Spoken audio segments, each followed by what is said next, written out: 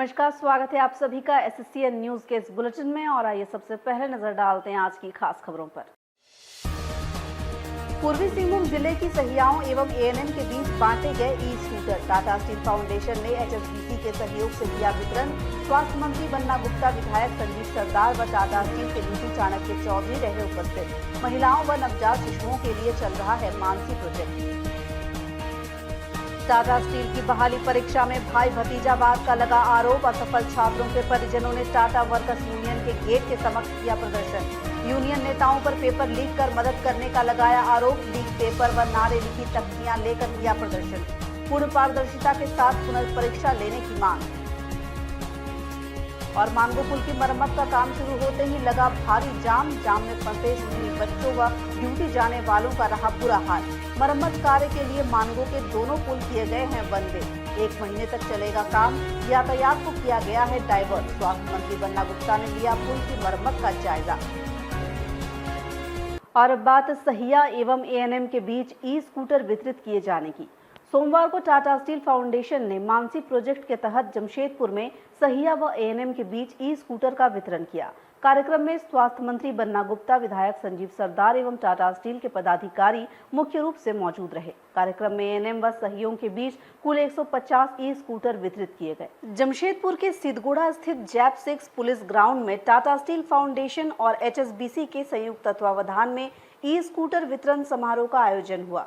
इसमें स्वास्थ्य एवं आपदा प्रबंधन मंत्री बन्ना गुप्ता, पोर्ट का विधायक संजीव सरदार, बहरागुड़ा के विधायक समीर महंती के साथ साथ ही टाटा स्टील के कई पदाधिकारी भी मुख्य रूप से मौजूद रहे। कार्यक्रम में उपस्थित सहिया व एएनएम को संबोधित करते हुए स्वास्थ्य मंत्री बन्ना गुप्ता ने टाटा स्टील के प्रयासों की सराहना की। उन्होंने कहा कि झारखंड सरकार राज्य के सुदूरवर्ती ग्रामीण इलाकों तक स्वास्थ्य सेवाएं पहुंचाने के लिए कृत संकल्पित है। ऐसे में टाटा स्टील फाउंडेशन के सहयोग से सुदूरवर्ती ग्रामीण क्षेत्रों में स्वास्थ्य के क्षेत्र में काम कर रही एएनएम एवं सहिया दीदियों को मरीजों तक समय से स्वास्थ्य सुविधाएं पहुंचाने में काफी सहूलियत होगी।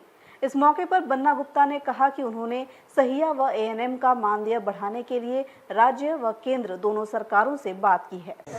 बहुत ज़्यादा है और ग्रामीण अंचल में लोगों को एक दूसरे से कनेक्ट करने के लिए उनको एक यातायात सुविधा मिली है। ये एक बड़ा अच्छा चीज़ है और अभी तो 565 के आसपास इन्होंने दिया है, लेकिन मैं उम्मीद करता हूँ कि इसको और व्यापक तौर पे देंगे ताकि जितनी हमारी सैया बहनें हैं वो गरीब ग्रामीण को मदद कर पाएंगी ज़्यादा बेहतर तरीके से। और अभी हम लोग जो है उन लोगों को कुछ और भी सुविधाएं बढ़ाने जा रहे हैं और सैया बहनों के लिए हम जो है गोल्डन, ब्रॉन्ज और सिल्वर 3 कैटेगरी बनाया है। उसमें जो बहनें अच्छा काम करेंगी उनको राज्य सरकार अलग से भी उनको इंसेंटिव देने का काम करेगी और इनका मानदेय बढ़ाने के लिए भी मैंने केंद्रीय स्वास्थ्य मंत्री जी से बात किया।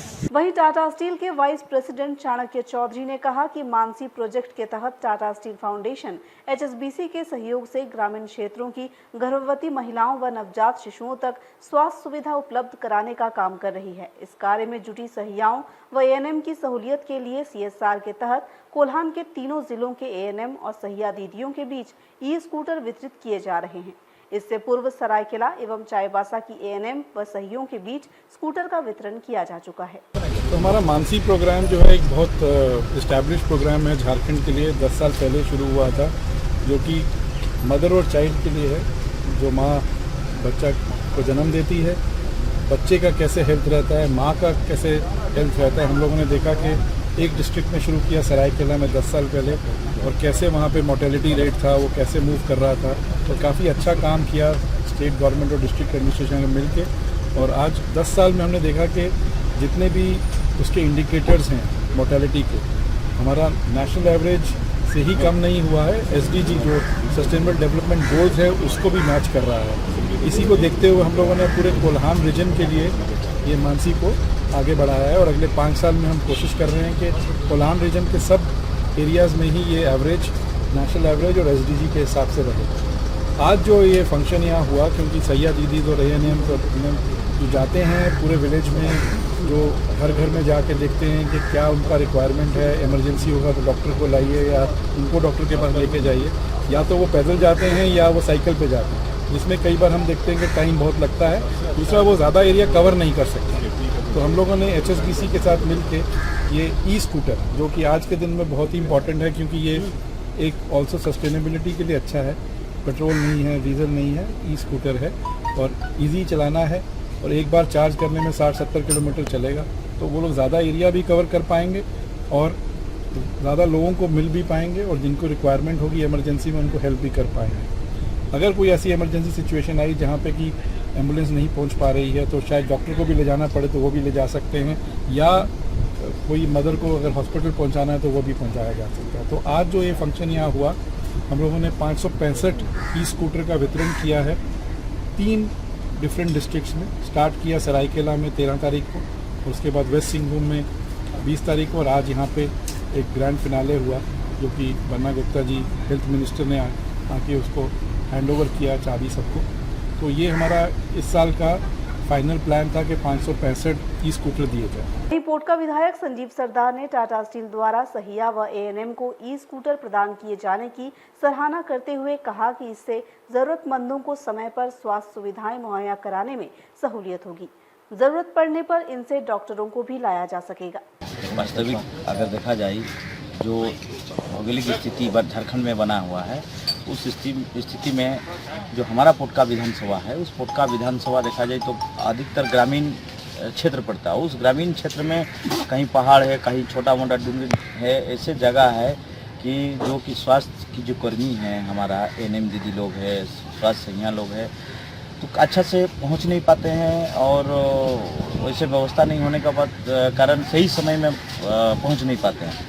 आज जो टाटा स्टील का प्रयास से आज जो भी ई-स्कूटर को देने के जो काम किए हैं, इससे हमें लगता है कि आने वाला दिन में कि इनके माध्यम से जो आज हम लोग पहला कड़ी अगर कहते हैं स्वास्थ्य विभाग का ANM और स्वास्थ्य संयंत्र, उनको बेहतर साधन जो पहुंचने का मिला है, इस साधन से बेहतर पहुंच के और जो सरकार का योजना है उस योजना तक पहुंचाएंगे और लोगों को व्यवस्था दे पाएंगे।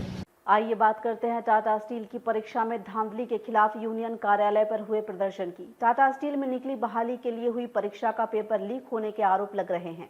परीक्षा में असफल लोगों ने सोमवार को टिस्को निबंधित श्रमिक संघ के बैनर तले टाटा वर्कर्स यूनियन कार्यालय पर प्रदर्शन कर इसमें यूनियन नेताओं की मिलीभगत का आरोप लगाते हुए परीक्षा रद्द करने की मांग की। हमारी संसद जिंदाबाद, जिंदाबाद, जिंदाबाद। हमारी मांगे पूरी करो, पूरी करो, पूरी करो। हमारी मांगे पूरी करो, इस परीक्षा को हर हाल में निरस्त करो, इस परीक्षा को हर हाल में निरस्त करो, इसको निबंधित श्रमिक संघ जिंदाबाद, जिंदाबाद, जिंदाबाद। बता दें कि टाटा स्टील में कर्मचारियों के निबंधित पुत्रों एवं आम लोगों के लिए भी वैकेंसी निकाली गई थी। इसके आवेदकों में से चयन के लिए कंपनी प्रबंधन द्वारा परीक्षा ली गई थी, जिसका रिजल्ट भी आ चुका है। परीक्षा में असफल कई प्रत्याशियों के परिजनों ने उसमें साजिश पूर्वक एक दिन पूर्व प्रश्न पत्र लीक कर चहेते लोगों को सफल कराए जाने का आरोप लगाते हुए सोमवार को टाटा वर्कर्स यूनियन के समक्ष प्रदर्शन किया एवं परीक्षा को रद्द कर पारदर्शी ढंग से पुनर्परीक्षा आयोजित कराने की मांग की। टिस्को निबंधित श्रमिक संघ के बैनर तले पहुंचे प्रदर्शनकारियों ने इसमें टाटा वर्कर्स यूनियन के पदाधिकारियों की मिलीभगत का आरोप लगाते हुए आरोप लगाया कि चहेते अभ्यर्थियों को मोबाइल पर प्रश्न पत्र भेजे गए और ऐसे लोगों को मोबाइल लेकर परीक्षा हॉल में भी जाने दिया गया। प्रदर्शनकारियों ने लीक हुए प्रश्न पत्र की कॉपी दिखाते हुए टाटा स्टील प्रबंधन से पूर्ण पारदर्शिता के साथ परीक्षा फिर से आयोजित कराए जाने की मांग की। उन्होंने यूनियन के पदाधिकारियों के सारे सगे संबंधियों का ही चयन होने का आरोप लगाते हुए परीक्षा को रद्द किए जाने की मांग की। निबंधित पुत्रों के परिजनों ने टाटा वर्कर्स यूनियन पर धांधली का आरोप लगाते हुए कहा है कि यूनियन के पदाधिकारियों के रिश्तेदारों को पास किया गया, लेकिन जिनके पास कोई पैरवी नहीं थी उन्हें फेल कर दिया गया। हमारा मांग यही है कि ये जो आपका एग्जाम लिया गया है 10th बेसिस पे, वो सरासर फेक है। लोग अपने मोबाइल को लेके चले जा रहे हैं, अंदर हमारे पास प्रूफ है और सारा क्वेश्चन लिख हुआ है। उससे क्या होगा? कुछ होगा? एकदम पारदर्शिता नाम का कोई चीज ही नहीं है एग्जाम में। सिर्फ अपना कमेटी मेंबर के बच्चे को, फिर अपने लोग को, यही लोग को लिया गया है। हम लोग इतने साल से प्रदर्शन किए, रोड पे सोए, हम लोग का तो खैर छोड़ दीजिए, हम लोग का एज लिमिट करके वो हम लोग का पहले ही कुल्हाड़ी मार दिया पैर पे कि हम लोग आगे नहीं बढ़ पाए। उसके बाद भी हमारे साथ के भाई बंधु बहन है सब, लेकिन उन लोग के साथ भी एकदम पारदर्शिता एग्जाम में नहीं हुआ है। हमारा बस यही मांग है ये जो इस बार जो एग्ज़ाम कराया गया टाटा स्टील के द्वारा, टाटा मैनेजमेंट और टाटा वर्कर्स यूनियन के द्वारा, इसमें साफ तौर पर यह साबित हो गया है कि टाटा स्टील मैनेजमेंट और टाटा वर्कर्स यूनियन दोनों अपने मिली भगत से अपने सिर्फ आदमियों पर आधार बनाकर उनको इस परीक्षा में निकाला गया है और इस क्वेश्चन पेपर को ठीक एग्जामिनेशन के एक दिन पहले लीक कर दिया गया है। और हम यही मांग करेंगे कि इस परीक्षा को हर हाल में निरस्त किया जाए और हमारे इन बच्चों का जो भविष्य बिगड़ा है इस वजह से, और इसमें टाटा वर्कर्स यूनियन का पूरा हाथ है, क्योंकि एग्जामिनेशन के 10 दिन पहले से ये लोग लापता हैं और अचानक जब रिजल्ट होता है तो हमारे प्रेसिडेंट साहब हॉस्पिटल से छुट्टी करके घर चले जाते हैं। आज हम लोग जब यहाँ आए हैं मैं यूनियन के पदाधिकारियों से मिलने, तो ये सारे लोग अभी यहाँ से बाहर हैं और हमें अंदर भी नहीं जाने दिया गया, गेट पर ताला बंद है। हम यही उनको दिखाना चाहते थे कि अगर ये क्वेश्चन पेपर आखिर कहाँ से लीक। आइए बात करते हैं मरम्मत शुरू होते ही मानगो पुल पर लगे भारी जाम की। जमशेदपुर को मानगो से जोड़ने वाले स्वर्णरेखा नदी पर बनी दोनों पुलों की मरम्मत का काम सोमवार से शुरू हो गया। हालांकि मरम्मत कार्य के लिए यातायात व्यवस्था में किए गए बदलाव के कारण पुल एवं उसके दोनों ओर देर तक भारी जाम लगा रहा। वाहनों की भीड़ के कारण वहां तैनात पुलिस भी ट्रैफिक कंट्रोल करने में विफल रही। जमशेदपुर को मानगो से जोड़ने वाले स्वर्णरेखा नदी पर बने पुलों की मरम्मत का काम शुरू हो गया है। पुल के एक हिस्से पर काम शुरू करने के लिए प्रशासन ने ट्रैफिक व्यवस्था में बदलाव किए हैं। हालांकि काम शुरू होते ही मानगो पुल के दोनों छोर पर भारी जाम लगना शुरू हो गया है। सुबह 10 बजे से शुरू हुआ जाम दोपहर बाद तक जारी रहा, जिससे ड्यूटी जाने वालों के साथ ही स्कूली बच्चों को भी भारी परेशानियों का सामना करना पड़ा। हालांकि पुल के दोनों ओर तैनात ट्रैफिक पुलिस की जाम क्लियर कराने की कोशिश का भी वाहनों की भीड़ के कारण कोई फायदा होता नजर नहीं आया। जाम में फंसे लोगों की गर्मी से हालत खराब होती रही। जाम में फंसे भुक्तभोगी रोहित ने बताया कि आज से पुल की मरम्मत का काम शुरू हुआ है, जिससे जाम लगना शुरू हो गया है। जाम से सभी को परेशानी हो रही है। आज पहला दिन है, जबकि इसका काम आगे 1 महीने तक चलेगा। उधर स्वास्थ्य मंत्री बन्ना गुप्ता ने पुल पर पहुंचकर पुल के मरम्मत कार्य का जायजा लिया। इस दौरान उन्होंने कार्य की गुणवत्ता का निरीक्षण करते हुए संबंधित अधिकारियों से काम की जानकारी ली और उन्हें आवश्यक दिशा निर्देश भी दिए। आइए बात करते हैं बैंक मैनेजर द्वारा हड़तालियों के पोस्टर बैनर फाड़े जाने को लेकर हुए हंगामे की। केंद्र की मजदूर विरोधी नीतियों के खिलाफ कर्मचारियों की हड़ताल के कारण सारे बैंक बंद रहे। वहीं एसबीआई के बिष्टुपुर मेन ब्रांच के मैनेजर ने बैंक के सामने प्रदर्शन कर रहे भाकपा कार्यकर्ताओं के पोस्टर बैनर फाड़ डाले। इसे लेकर वहां हंगामा खड़ा हो गया, जिसे शांत करने के लिए पुलिस बुलानी पड़ी।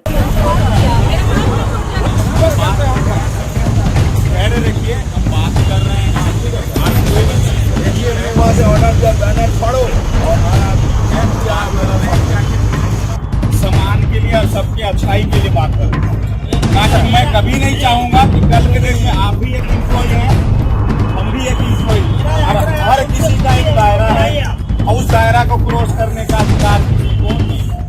हम बोल रहे हैं, हम जाके बात कर रहे हैं। आपने जो कहा कि जिसने फाड़ा उसका पता करता, हम जो फाड़ा है, जो प्रयास किया होगा, जान किया, आप दोषी नहीं मानते हैं। ऑर्डर देने वाले को दोषी मानते हैं। आप औलाद गलती करे तो बाप ही गलती एकदम होगा सर। वो जब तक हवाली ना होगा, आपके बात में कब गाड़ी चलाते हैं तो बाप को पकड़ के ले जाते हैं। जिंदाबाद जिंदाबाद।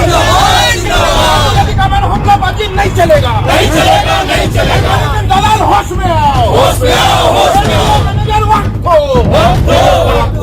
मैनेजर का काला हाथ फोड़ दो, फोड़ दो, फोड़ दो। बता दें कि केंद्र की श्रमिक विरोधी नीतियों के विरोध में बैंक यूनियनों ने 28 व 29 मार्च को अखिल भारतीय बैंक हड़ताल का आह्वान किया है। इसके तहत सोमवार को जमशेदपुर के बैंक कर्मी भी हड़ताल पर रहे। इसी के तहत सोमवार को भारतीय कम्युनिस्ट पार्टी के कार्यकर्ता बिष्टुपुर स्थित एसबीआई मेन ब्रांच के समक्ष पोस्टर बैनर लगाकर प्रदर्शन कर रहे थे, लेकिन तभी बैंक के मैनेजर ने वहां पहुंचकर उनके बैनर पोस्टर फाड़ डाले। इस कार्रवाई से नाराज प्रदर्शनकारी उग्र होकर वहां हंगामा करने लगे, जिन्हें शांत कराने के लिए पुलिस को बुलाना पड़ा। पुलिस ने वहां पहुंचकर मामला शांत कराया।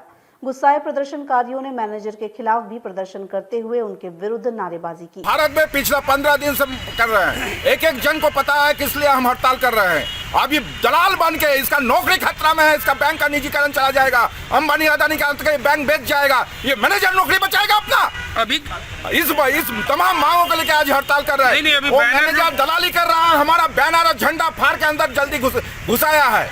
उस मैनेजर का हम चेहरा देखना चाहते हैं कितना बड़ा औकात है, कितना बड़ा मैनेजर है, कितना बड़ा दलाल है, कितना कमाता है। कल उसका नौकरी चला जाएगा, कौन बचाएगा?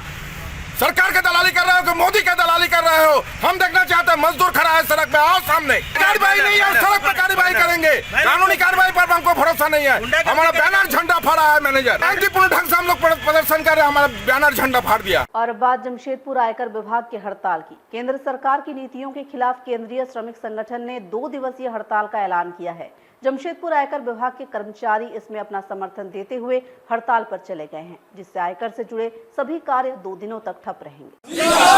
इंकलाब, इंकलाब, हमारी मांगे पूरी करो, हमारी मांगे पूरी करो, अपनी मांगे पूरी करो।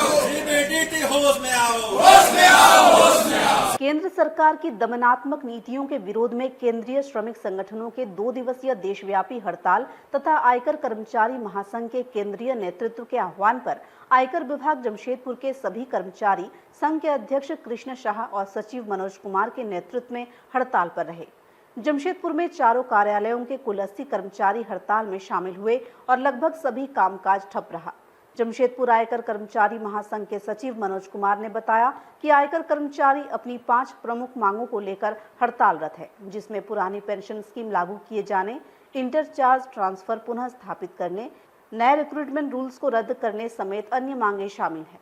आयकर कर्मचारी महासंघ के सचिव मनोज कुमार ने हड़ताल तथा अपनी मांगों की जानकारी दी। प्रदर्शन में संघ के डेलीगेट सदस्य सुशांत पॉल और कोषाध्यक्ष रामजी विश्वकर्मा सहित संघ के सभी कर्मचारी उपस्थित थे। आज की मुख्य मांग है हमारी, जो कि केंद्र सरकार द्वारा केंद्रीय कर्मचारियों का जनवरी 2020 से जून 2021 तक जो डीए बकाया रखा गया था, उसका एरियर देने की मांग है कि उनको एरियर को दिया जाए। दूसरी मांग है कि पुरानी पेंशन स्कीम को फिर से बहाल किया जाए और नए पेंशन स्कीम को ख़त्म किया जाए।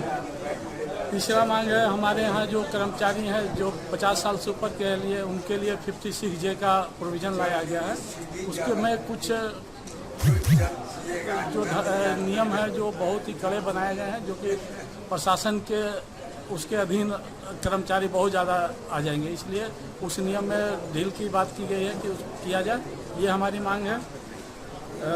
एक चौथी मांग है जो कि हम लोग के विभाग में इंटरचार्ज, एक कैडर से दूसरे कैडर में जाने का पहले नियम था, उसको चेंज किया गया है, उसको पुनः पुराने वाले ICT पॉलिसी को लागू किया जाए। और एक 5वीं मांग है कि रिक्रूटमेंट रूल बनाया गया है, उसको मॉडिफाई किया जाए, ताकि वो हमारे कर्मचारियों के हित को देखते हुए उसको मॉडिफाई करके और जल्दी से जल्द लागू किया जाए। यहाँ जमशेदपुर आयकर विभाग के सारे कर्मचारी इसमें शामिल हैं, करीब 150 जो हैं यहाँ के, वो सारे के सारे। आइए बात करते हैं जमशेदपुर सहित पूरे देश में शुरू बैंकों की 2 दिवसीय हड़ताल की। निजीकरण एवं नई पेंशन स्कीम के विरोध सहित 12 सूत्री मांगों को लेकर बैंक कर्मियों की आहूत 2 दिवसीय हड़ताल के तहत सोमवार को जमशेदपुर के बैंक कर्मी भी हड़ताल पर चले गए। इससे पूरे देश के साथ ही जमशेदपुर के सभी सरकारी बैंकों में भी काम ठप हो गया है। बैंक ऑफ इंडिया के कर्मचारियों ने 3 दिन हड़ताल की घोषणा की है। इंकलाब जिंदाबाद, जिंदाबाद, जिंदाबाद। बैंक कर्मचारी अधिकारी एकता करे पुकार, बैंक कर्मचारी अधिकारी एकता करे पुकार, सेंट्रल ट्रेड यूनियन करे पुकार, कर्मचारी महासंघ जिंदाबाद, united board of bank union जिंदाबाद, federation of bank of India staff union जिंदाबाद। बता दें कि अखिल भारतीय बैंक कर्मचारी संघ ने बैंकों के निजीकरण एवं नई पेंशन स्कीम के विरोध के साथ ही अपनी 12 सूत्री मांगों को लेकर बैंकों की 2 दिवसीय अखिल भारतीय हड़ताल का आह्वान किया है। इसके तहत पूरे देश के साथ ही जमशेदपुर स्थित सरकारी बैंकों के कर्मचारी भी सोमवार 28 मार्च से 2 दिवसीय हड़ताल पर चले गए हैं। इससे सभी सरकारी बैंकों में कामकाज ठप हो गया है। उधर बैंक ऑफ इंडिया के कर्मचारियों ने 3 दिवसीय हड़ताल की घोषणा की है। हड़ताली बैंक कर्मी कामकाज छोड़कर अपने बैंकों के समक्ष धरना प्रदर्शन के साथ ही नारेबाजी कर रहे हैं। उधर बैंकों के बंद रहने से पूरे देश में आर्थिक गतिविधियां ठप हो गई है। हड़ताली बैंक कर्मचारियों ने हड़ताल के बारे में बताया कि सरकार की बैंकों के निजीकरण की नीति का वे विरोध कर रहे हैं। वैसे ही नई पेंशन स्कीम से कर्मचारियों को हो रहे नुकसान के मद्देनजर वे पुरानी डीए लिंक्ड पेंशन को पुनः लागू करने की मांग कर रहे हैं। बैंक यूनियनों के अधिकारियों ने कहा कि अगर इस 2 दिवसीय हड़ताल के बाद भी सरकार उनकी मांगे नहीं मानती है तो वे नई रणनीति तैयार कर बैंकों में अनिश्चितकालीन हड़ताल का आह्वान भी कर सकते हैं। आज 28 और 29 2 दिवसीय हड़ताल सेंट्रल ट्रेड यूनियंस के जॉइंट प्लेटफॉर्म के आह्वान पर हो रहा है और इस 2 दिवसीय हड़ताल में तमाम नेशनलाइज्ड बैंक के जितने भी ब्रांचेस हैं वो ब्रांचेस बंद रहेंगे। उसके बाद 30 तारीख को federation of bank of India staff unions के बैनर तले 1 दिवसीय हड़ताल हो रहा है। इस 3 दिन का हड़ताल का मुख्य मांग जो है हमारा वो है कि नेशनलाइज्ड बैंकों को जिस तरह का प्राइवेटाइज किया जा रहा है, आपका जिस तरह का प्राइवेट हाथों इस बैंकों को बेचने का प्रयास किया जा रहा है, जिस तरह का बैंकिंग रेगुलेशन एक्ट 1949 को संशोधन करने की बातचीत चल रही है, इनको लेकर हम विरोध जता रहे हैं और विरोध स्वरूप हम इस 2 दिवसीय हड़ताल कर रहे हैं। बैंकों में जिस तरह का कामकाज का आउटसोर्सिंग करने का प्रयास चल रहा है, इसका भी विरोध हम कर रहे हैं। हम विरोध कर रहे हैं कि जो हमारा न्यू पेंशन स्कीम बैंकों में लागू है, हम लोग ये चाह रहे हैं, हम लोग डिमांड कर रहे हैं जो old DA link pension scheme लागू किया जाए, क्योंकि हमारे जो नए साथी लोग हैं वो साथी लोग इससे वंचित हो रहे हैं और न्यू पेंशन स्कीम में जिस तरह का मार्केट लिंक्ड किया हुआ है उससे लोगों का नुकसान हो रहा है।